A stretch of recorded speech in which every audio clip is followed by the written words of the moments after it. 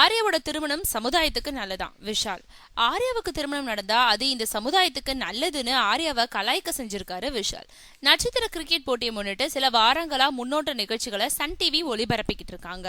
இந்த நிலையில நேத்து நட்சத்திர கிரிக்கெட் போட்டியில கலந்துக்கும் 8 அணிகளையும் அறிமுகம் செய்து வைக்கும் விழா நடந்தது. இதுல ஒரு சில நட்சத்திரங்கள் தவிர மத்த எல்லாருமே கலந்துக்கிட்டாங்க.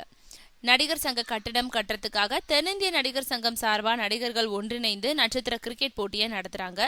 வருகிற 17ஆம் தேதி இந்த போட்டி ஆரம்பிக்குது.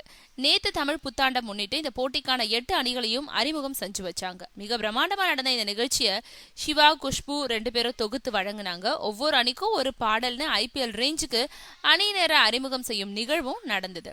சிங்கம் சிங்கம் பாடலோட சூர்யாவோட சென்னை சிங்கம்ஸ் அணியினர் அறிமுகமானாங்க.